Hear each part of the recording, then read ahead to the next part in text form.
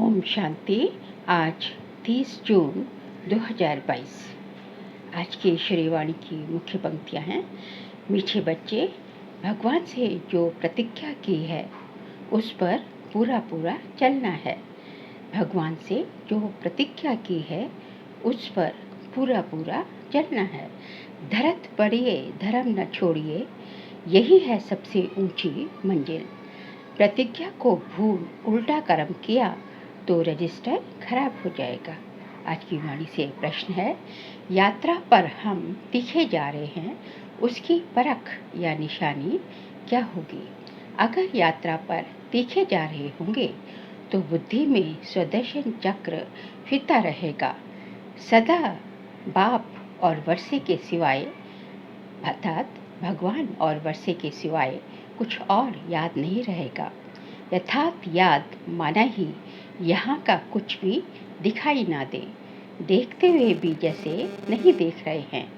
वह सब कुछ देखते हुए भी समझेंगे कि ये सब मिट्टी में मिल जाना है, ये महल आदि खलास हो जाना है, ये कुछ भी हमारी राजधानी में नहीं था, ना फिर होगा। आज का गीत बजा है माझी मेरे किस्मत की। ओम शांति। ये गीत की लाइन वास्तव में रॉन्ग है। बाबा कहते हैं, बच्चे मैं आया हूँ तुम्हें ले जाने के लिए।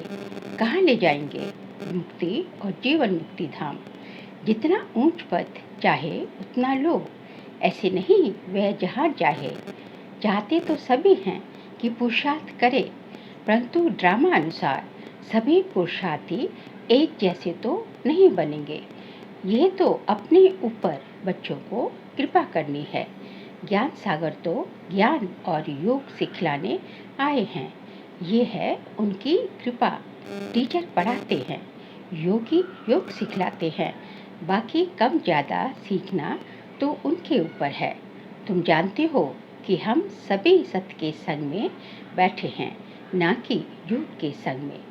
सत्य का संग एक ही है, क्योंकि सत्य है ही एक। सत्य कौन है? भगवान ईश्वर सत्य है। सतयुग की भी स्थापना वही करते हैं और सतयुग में ले जाने के लिए पुरुषार्थ भी करवाते हैं। सच का एक श्लोक भी है कि सच बोलना, सच चलना, तब ही सचखंड में चल सकेंगे। सिख लोग कहते भी हैं, सत्य श्री अकाल। एक ही वो सत्य बाप सबसे श्रेष्ठ है, अकाल मूर्त है। उनको कभी काल खाता नहीं। मनुष्यों को तो घड़ी घड़ी काल खाता है। तो तुम बच्चे सभी सच्चे सत्संग में बैठे हो। भारत जो अभी झूठ खंड है, उनको सचखंड बनाने वाला एक ही परमपिता परमात्मा शिव है। देवी देवताएं सभी बच्चे हैं। यहाँ से देवताएं पुण्य आत्मापने का वर्षा ले जाते हैं। कहाँ से? संगम युग से। यहाँ तो झूठ ही झूठ है। गवर्नमेंट जो कसम उठवाती है वह भी झूठ। कहते हैं कि हम भगवान की कसम उठाकर सच कहते हैं, परंतु ये कहने से मनुष्य को डर नहीं रहता। इससे तो कहें कि हम अपने बच्चों की कसम उठाते हैं तो हिचकेंगे, दुख होगा, क्योंकि समझते हैं कि ईश्वर हमको बच्चे देते हैं। तो ईश्वर के नाम पर हम बच्चों का कसम उठाएं, पता नहीं मर जाए माँ बाप।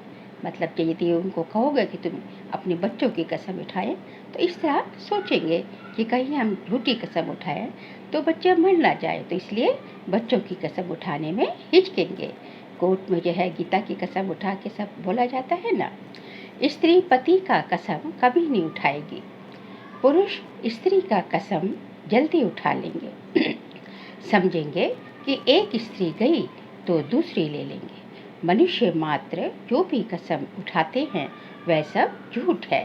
पहले तो गॉड को फादर समझे, नहीं तो फादर बनने का नशा नहीं जड़ता। आगे बाबा कहते हैं, तुम बच्चे तो जानते हो सत्य श्री अकाल उस फादर को कहा जाता है। उस सत्य का नाम है शिव। अगर सिर्फ रुद्र कहेंगे तो मूंझ पड़ेंगे, परंतु समझाने में कहना पड़ता है। गीता में भी है रुद्र ज्ञान यज्ञ, जिससे विनाश ज्वाला प्रज्वलित हुई है। वह भी यहाँ की ही बात है। कृष्ण के यज्ञ का नाम नहीं है, दोनों को मिक्सर कर दिया है। समझाया गया है कि सतयुग त्रेता में तो कोई यज्ञ होता नहीं, यज्ञ होता ही है एक ज्ञान का, बाकी सब है मटेरियल यज्ञ, पोथी पढ़ना, पूजा करना सब है भक्ति मार्ग। ज्ञान तो एक ही है जो सत्य परमात्मा देते हैं। मनुष्य सभी ईश्वर के लिए भी झूठ बोलते हैं, इसलिए ही भारत कंगाल हुआ है। ईश्वर के लिए क्या झूठ बोला कि सर्वव्यापी कहती ना कि पत्थर ठिक्कर सब जगह भगवान है, तो जो है तो झूठी हुआ ना। इन जैसा बड़े से बड़ा झूठ कोई है नहीं। ये नाटक तो बना हुआ है, इसका एक नाम है भूल भुलैया, अर्थात परम पिता को भूल जाने से भटकना, फिर भगवान आकर भटकना छुड़ा देते हैं। ये ड्रामा में हार जीत का खेल है। हार खाने में आधा कल्प लगता है, एकदम पूरा मिट्टी में मिल जाते हैं, फिर आधा कल्प हमारी जीत रहती है। ये बातें तुम्हारे सिवाय कोई भी नहीं जानते। बड़ी बड़ी गीता पाठशालाएं हैं, गीता का भारतीय विद्या भवन बनाया भी है। नाम तो गीता का बड़ा भारी है। गीता को कहा ही जाता है सर्वशास्त्रमयी शिरोमणि, परंतु नाम बदली करने से कोई काम के नहीं रहे हैं कि गीता में जो है कृष्ण का नाम डाल दिया है कि भगवान हुआ जो श्री कृष्ण कर दिया है, और जबकि है भगवान कौन है? भगवान है परमपिता परमात्मा शिव। गीता का नाम तो बहुत चला आता है। बाबा कहते हैं गीता का भगवान मैं हूँ, ना कि श्री कृष्ण। अभी है संगम, बाबा रचयिता है। जब स्वर्ग रचते हैं तब तो राधे कृष्ण व लक्ष्मी नारायण आए। बाबा आकर स्वर्ग का मालिक हमको ही बनाते हैं, जगदम्बा और जगत पिता द्वारा। राजयोग तो भगवान के सिवाय कोई सिखला न सके। जगदम्बा बहुत नामी ग्रामी है, कलश भी जगदम्बा पे रखते हैं। लक्ष्मी नारायण व राधे कृष्ण तो अब है नहीं, वो तो सतयुग में होंगे। कृष्ण के साथ तो राधे भी होनी चाहिए। गीता में राधे का कुछ भी वर्णन है नहीं, भागवत में है। बाबा कहते हैं कि जो राधे कृष्ण थे वह अब 84वें जन्म अंतिम जन्म में हैं। मैं उनको और उनकी राजधानी को फिर जगा रहा हूँ, सभी को गोरा बना रहा हूँ। गोरा बना रहा हूँ मतलब सभी को जो है विकारों से मुक्त कर रहा हूँ, पावन बना रहा हूँ। ये बड़ी गुह्य बातें हैं जो तुम ही जानते हो कि हम सूर्यवंशी चंद्रवंशी देवी घराने के हैं। हमने 84 जन्म भोगे, अब फिर से हम सतयुग में जाएंगे। गिनती तो सतयुग से लेकर करेंगे ना। 84 जन्मों का चक्र भी मशहूर है। तुम वर्षे को घड़ी घड़ी याद करते हो ना, अब 84 के चक्र को याद करो। इस चक्र को याद करना माना सारे वर्ल्ड की हिस्ट्री ज्योग्राफी को याद करना। जितना स्वदर्शन चक्र फिरता रहेगा उतना समझो वह यात्रा पर तीखा जा रहा है। आगे बाबा कहते हैं तुम जानते हो कि अब कांटों की दुनिया है। तमो प्रधान मनुष्य 5 विकारों में फंसे हुए हैं। बाबा कहते हैं मैंपन छोड़ दो, लेकिन छोड़ते नहीं। बाबा कहते हैं कि जो मैं और मेरा जो है यही जो है सारी दुख की जड़ है। इसी को देह अभिमान और देहभान कहा जाता है। तो इसलिए इसको ही छोड़ना जो है सबसे बड़ा पुरुषार्थ है। इतनी बेहद की राजाई मिलती है तो भी कहते हैं कि ख्याल करेंगे। क्या ये विकार इतना प्यारे लगते हैं जो कहते हो कि छोड़ने लिए ख्याल करेंगे? अरे अभी तो प्रतिज्ञा करो तो बाबा से मदद मिलेगी। इतना जरूर है कि प्रतिज्ञा कर फिर कुल पुलकित नहीं बनना है। मतलब एक बार प्रतिज्ञा कर ली तो फिर जो है डिसर्विस नहीं करनी है, फरगति बाबा को नहीं देनी है। धरत पड़िए धर्म न छोड़िए, बड़ी कड़ी मंजिल है। बाबा तो पूरी कोशिश करेंगे ना, लूज नहीं छोड़ेंगे। अच्छा एक बार माफ़ कर देंगे, अगर फिर किया तो मर पड़ेंगे। इसमें रजिस्टर खराब होता है। ये विकार तो पॉइजन है, ज्ञान है अमृत, जिससे मनुष्य से देवता बनते हैं। वह तो है कुसंग। सिख लोग सत्य श्री अकाल कहकर बड़ी धूम धुन मचाते हैं, क्योंकि सत श्री अकाल ने सबका उद्धार किया है, परंतु उनको ही भूल गए। भूलना भी ड्रामा में नूंद है। जैन धर्म वालों का बड़ा बड़ा संन्यास है। बाबा कहते हैं कि मैं तुमको सहज राजयोग सिखाता हूँ। बाबा कोई कष्ट नहीं देते। भले एरोप्लेन में जाओ, मोटरों में घूमो फिरो, परंतु खान पान की जितना हो सके परहेज रखना है। भोजन पर दृष्टि देकर फिर खाना है। लेकिन बच्चे ये भूल जाते हैं, इसमें तो बाप को व साजन को खुशी से याद करना है। कौन है हमारा पिता और साजन? परम पिता परमात्मा शिव। साजन, हम आपकी याद में आपके साथ भोजन खाते हैं। बाबा युक्तियाँ बता रहे हैं बाबा को याद करने की। आपको अपना शरीर तो है नहीं, हम आपको याद कर खाएंगे और आप भासना लेते रहना। ऐसे याद करते करते आदत पड़ जाएगी। आगे बाबा कहते हैं कि यह ऐसे याद करते करते आदत पड़ जाएगी और खुशी का पारा चढ़ता रहेगा। ज्ञान की धारणा भी होती जाएगी। कुछ खामी है तो धारणा भी कम होगी। उनका तीर जोर से नहीं लगेगा। बाबा से योग माना देखते हुए भी ये समझना कि ये अच्छे अच्छे महल भी मिट्टी में मिल जाएंगे। ये हमारी राजधानी में नहीं थे, अब तो हमारी राजधानी स्थापन हो रही है। उसमें ये कुछ नहीं होगा, नई दुनिया होगी। ये पुराने झाड़ आदि कुछ भी नहीं होंगे। वहाँ सब फर्स्ट क्लास चीज़ें होंगी। इतने जानवर आदि ये सब खलास हो जाएंगे। वहाँ बीमारियाँ आदि कुछ भी नहीं होंगी। ये सब बाद में निकलती है, क्योंकि वहाँ तो पांचों तत्व प्रकृति के सतो प्रधान होते हैं, इसलिए हर चीज़ सतो प्रधान होती है। बीमारियाँ का तो वहाँ प्रश्न ही नहीं उठता। सतयुग माना ही स्वर्ग। यहाँ तो हर चीज़ दुख देने वाली है। इस समय सबकी आसुरी मत है। गवर्नमेंट भी चाहती है कि ऐसी एजुकेशन हो जिसमें बच्चे चंचल ना हो। अभी तो बहुत चंचलता हो गई है। पिकेटिंग करना, भूख हड़ताल आदि ये सब हो रहा है ना। ये सब किसने सिखाया? खुद का सिखाया हुआ ही खुद के सामने आता है। बाबा कहते हैं बच्चे शांति में रहो। झांझ आदि बजाना, रड़ियाँ मारना, ये सब है भक्ति की निशानियाँ। तुम साधना तो जन्म जन्मांतर से करते आए हो। साधना नाम चला आता है, परंतु सदगति तो किसी की होती नहीं। तुम्हारे पास चित्र आदि भल लिटरेचर भी ना हो तो भी तुम मंदिरों में जाकर समझा सकते हो कि लक्ष्मी नारायण पहले स्वर्ग के मालिक थे ना। उन्हों को स्वर्ग जरूर स्वर्ग के रचयिता से वर्षा मिला होगा। स्वर्ग का रचयिता तो है परमपिता परमात्मा, जो ही समझाते हैं। ये सब जो है बाबा सर्विस की युक्तियाँ बता रहे हैं, पॉइंट्स बता रहे हैं। मंदिर बनाने वाले ये नहीं जानते हैं। तुम बच्चे समझाएंगे तो उन्हों को परमपिता परमात्मा से वर्षा मिला है। किसको? सब जो है देवी देवताओं को, लक्ष्मी नारायण को किससे वर्षा मिला? परमपिता परमात्मा से वर्षा मिला है। ये उनको समझाना है। बाबा कहते हैं जरूर कलयुग के अंत में ही मिला होगा ना। गीता में राजयोग की बात है। जरूर संगम पर ही राजयोग सीखे होंगे और सीखे होंगे परमपिता परमात्मा से, ना कि श्री कृष्ण रचना से। श्री कृष्ण तो परमपिता परमात्मा शिव की रचना है। वो तो श्री कृष्ण तो सतयुग का फर्स्ट प्रिंस है, बच्चा है। रचयिता तो एक ही परमपिता परमात्मा शिव है, जिसको ही हेवनली गॉडफादर कहा जाता है। जो अच्छे विशाल बुद्धि हैं वह अच्छी रीति समझते भी हैं और धारणा भी करते हैं।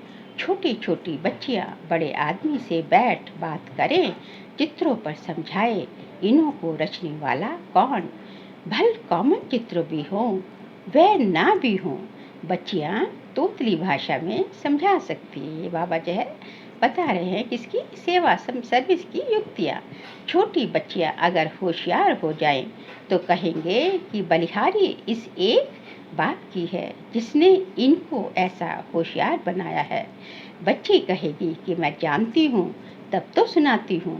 बेहद का पिता अब राजयोग सिखला रहे हैं। आगे बाबा कहते हैं अपने को आत्मा समझो। भगवान कहते हैं कि अपने को जो है, ये सबसे पहला लेसन अपना युग का, कि अपने को आत्मा समझो और उस परमात्मा को, उस परमात्मा को जो है याद करो। जब तक अपने को आत्मा नहीं समझेंगे तब तक उसकी याद टिक ही नहीं पाएगी। कोई भी देहधारी को गुरु मत समझो। एक सतगुरु तारे, बाकी सब डुबोने वाले हैं। ऐसे टिकलू टिकलू करे तो नाम वाला हो जाए। कन्याओं द्वारा ही ज्ञान बाण मारे, ये दिखाया है ना, महाभारत में दिखाया ना कि कन्याओं ने भीष्म पितामह इत्यादि योद्धाओं पर बाण मारे। कौन से बाण मारे? ये जो है ज्ञान बाण मारते हैं। ज्ञान बाण जो अभी जो ज्ञान दान करते हैं, यही जो है बाण मारे। ऐसे भी नहीं कि सभी समझ जाएंगे। जो अपने धर्म के होंगे वह जल्दी समझ जाएंगे, जो देवी देवता धर्म के होंगे वह जल्दी समझ जाएंगे। वानप्रस्थ वालों को, वह जो मंदिर बनाते हैं उनको जाकर समझाना, उठाना चाहिए। हम आपको शिव बाबा की बायोग्राफी बताते हैं। सेकंड नंबर है ब्रह्मा विष्णु शंकर। हम आपको वर्ड की हिस्ट्री ज्योग्राफी बताते हैं कि मनुष्य 84 जन्म कैसे लेते हैं। ये 84 का चक्र है। ब्रह्मा सरस्वती सभी की कहानी बैठ बताएं। ये तुम बच्चों के सिवाय कोई समझा ना सके। आओ तो तुमको बताएं कि लक्ष्मी नारायण ने राज्य कैसे पाया और फिर कैसे गवाया। ये 84 जन्मों की ही कहानी जो है ज्ञान का सार है। अच्छा, ये भी नहीं समझते हो तो सिर्फ मन बना भव हो जाओ। अपना मन जो है, अपनी मन बुद्धि जो है भगवान परमात्मा शिव पे जो है कराग्र करो। ऐसे ऐसे बच्चों को जाकर सर्विस करनी चाहिए। अच्छा, मीठे मीठे सिखलते बच्चों प्रति माता पिता बाप दादा का याद प्यार और गुड मॉर्निंग। रूहानी बाप के रूहानी बच्चों को नमस्ते। हम रूहानी बच्चों की रूहानी बाप दादा को नमस्ते नमस्ते नमस्ते। सार के लिए पॉइंट्स है। अंदर में कोई भी खामी हो तो उसे चेक कर निकाल देना है। बाबा से जो प्रतिज्ञा की है उस पर अटल रहना है। प्रतिज्ञा जो किसकी की है? पवित्रता की प्रतिज्ञा जो करते हैं, उसकी जो पवित्रता का हथियाला बांधते हैं, उस पर अटल रहना है। भोजन बहुत शुद्धि से दृष्टि देकर स्वीकार करना है। बाप या साजन की याद में खुशी खुशी भोजन खाना है। बाबा ने कहा ना कि ऐसी बातें करो कि आप तो केवल भाषण लेंगे, नहीं खाना तो हम खाएंगे लेकिन आप भाषण लो।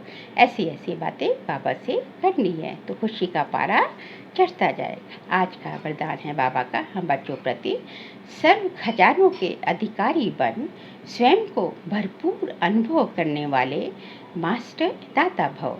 सर्व खजानों के अधिकारी भव, स्वयं को भरपूर करने वाले, स्वयं को भरपूर अनुभव करने वाले मास्टर दाता भव। कहा जाता है 1 2 हजार पाओ, 1 2 और 1000 पाओ विनाशी खजाना देने से कम होता है, लेकिन अविनाशी खजाना देने से बढ़ता है। लेकिन दे वही सकता है जो स्वयं भरपूर है। तो मास्टर दाता अर्थात स्वयं भरपूर व संपन्न रहने वाले, उन्हें नशा रहता है कि भगवान का खजाना मेरा खजाना है। जिनकी याद सच्ची है उन्हें सर्व प्राप्तियाँ स्वतः होती हैं। मांगने व फरियाद करने की दरकार नहीं। हमें जो है मांगना नहीं है। हम मांगना तो सब भक्ति मार्ग में चलता है। यहाँ तो हम बाबा के बच्चे हैं, तो हमें जो है बाबा से अधिकार से, अपने हक से बाबा से लेना है, और तभी हमें अपना अधिकार बनेगा। जबकि हम जो है बाबा के जो है, बाबा के साथ जो हमारा जो इतना अटूट स्नेह होगा, इतना अटूट प्यार होगा कि याद जो है बहुत ही सच्ची होगी, सताने वाली याद होगी। आज का स्लोगन है, अपनी स्थिति अचल अडोल बनाओ तब अंतिम विनाश की सीन देख सकेंगे। अपनी स्थिति अचल अडोल बनाओ तब अंतिम विनाश के सीन देख सकेंगे। बाबा कहते हैं कि आपकी स्थिति इतनी अचल अडोल एक रस होनी चाहिए कि तभी जो है अंतिम समय की जो विनाश की सीनरिया आप देख सकेंगे। कि उसको देखने के लिए आपकी स्थिति जो है बहुत ही अचल अडोल होनी चाहिए, क्योंकि जो है आपने अपनी स्थिति भी अचल अडोल रखनी है और दूसरों को भी जो है आपने साहस देना है, हिम्मत देनी है, दूसरों की स्थिति को भी आपने अचल अडोल बनाना है। तो जो है ये तभी होगा जबकि जो है, क्योंकि अंतिम सीन जो है उसको तो अभी हम बारे में जो है कुछ इतना दर्दनाक, इतना बाबा कहते हैं खूने ना ही खेल होगा कि उसके लिए बहुत बड़ा जो है हृदय चाहिए, बहुत अपनी स्थिति जो है बहुत एक रस चाहिए कि उस सीन को देखने में भी, देखते हुए भी आप जो है अपनी आत्मिक स्थिति से विचलित ना हो, क्योंकि तभी हम जो है उस सीन को जो है देख पाएंगे और अपने को भी अचल रख पाएंगे और दूसरों को भी अचल रखने में सक्षम होंगे। अच्छा, ओम शांति।